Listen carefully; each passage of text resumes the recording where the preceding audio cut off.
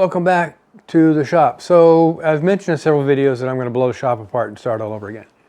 Cabinetry along the walls. I've started a cabinet I mentioned in an earlier video over here, has 6 drawers in it.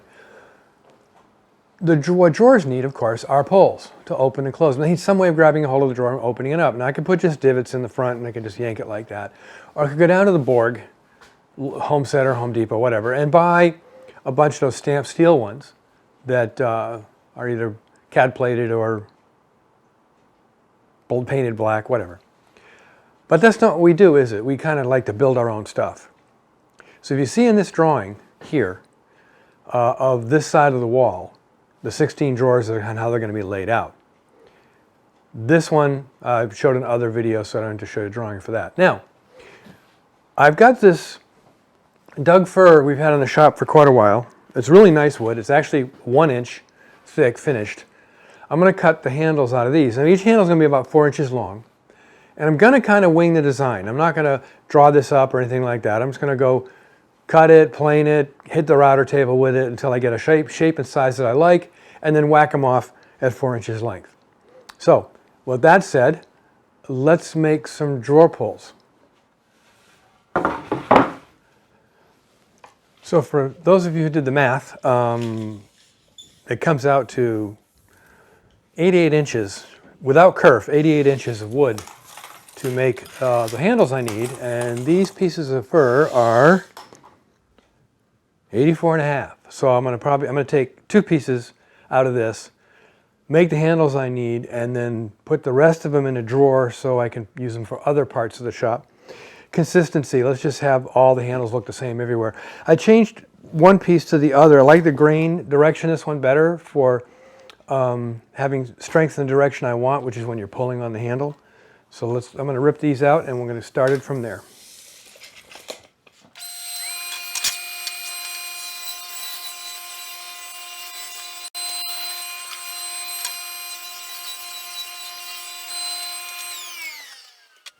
Started speaking when I still had the headphones on. So they're ripped out, obviously. These are essentially 1 inch by 1 inch. And they'll be fastened from the back, of course. And I need to put maybe an edge treatment on the top of it, so when you're looking at it, it's kind of turned down a little bit. And then I have to divot out the back before you can get your fingers. All on the router table. So I've got to pick the bits I want to use and move on from there. Onward. So what I've decided to do, I'll bring this up and show it, is I'm going to knock off an angle here, following the grain curvature. So that'll face outward towards the viewer. And then I'm going to take this kind of round over oval bit, and I will hog out the back of it so you can get your fingers under it to grab a hold of the drawer pull. So bring this up closer. Hopefully it'll be viewable in the camera. Yeah, come on. Yeah, so that's kind of the angle I'm going for right there. So let's cut some wood.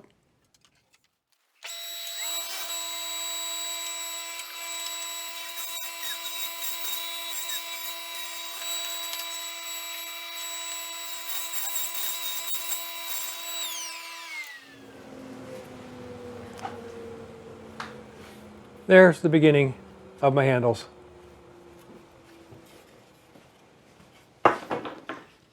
After thinking about it for a while, I decided that the easiest thing to cut the majority of the waste off on the table saw. So that's what I'm going to do. Let's cut most of this waste off, and then I probably can smooth it out and sweeten it up on the router table. We'll see. Let's cut out some waste.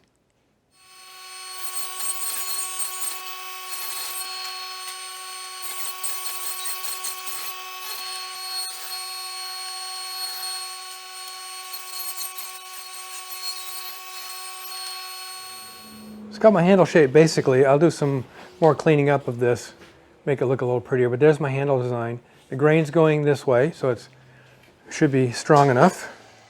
Yep. Anyhow, so that's the beginnings of the handles. So now I got to clean these up a little bit and chop them to size. Set up the router table 1/4 inch round over bit. Fence is set to take this corner off and round it over and make it neater. And I've got feather boards in place to hold the workpiece against the fence and down because it's small and flexible and I don't need to have this popping out of there. So with that said, let's draw this one through and see how it looks, and then we'll move on from there.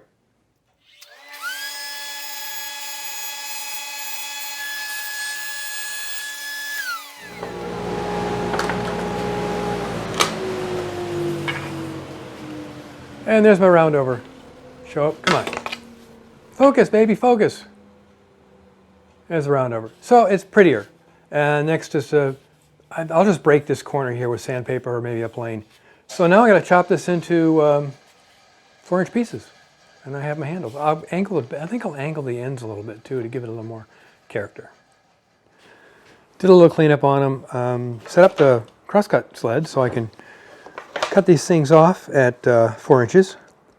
And I'll finish the cleanup manually. I know it's kind of tedious doing all of them separately instead of trying to do everything you can on one big piece of wood. But that's what we're going to do. And I'm going to start cutting these out and then do some more shaping and put them in a drawer and until I get stuff done.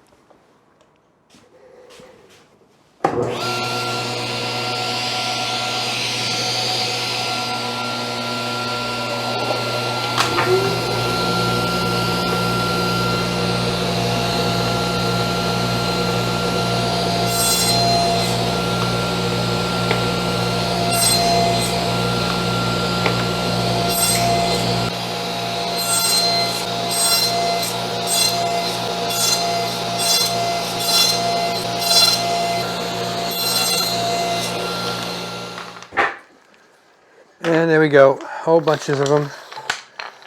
Enough, yeah, I got more than enough here. Anyhow, next step is more sanding, cleaning up, and making them look pretty, and deciding whether or not I want to lob those corners off at a little bit, just to give it some, little bit of character on the, go this way actually, a little bit of character. All right, let's move on.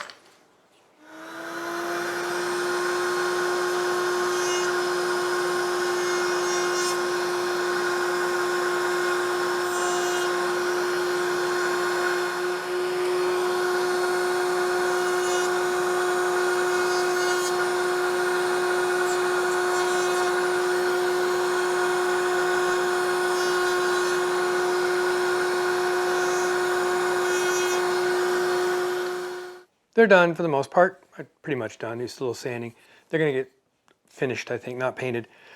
What you saw me do on the router was I was knocking these corners off here and here, which is this portion of the handle, with an 1/8 inch roundover bit. And for the more astute of you would have seen that I was doing a little back cut first and then making the final cut. And the reason for doing that is it's Douglas fir. Douglas fir is very brittle and chippy. It'll chip out from a power tool pretty quickly. So a little bit of a back cut first, and then the rest of the cut with my safety guard in place, of course. So there they are. They look like this. I got the handle. I got my grippy part, so I can pull the drawers out. And these will be on all of the cabinetry in the building, in the shop, once I get the cabinetry built in the shop at some point in the future. Anyhow, that's it for this project. Make great things out of wood.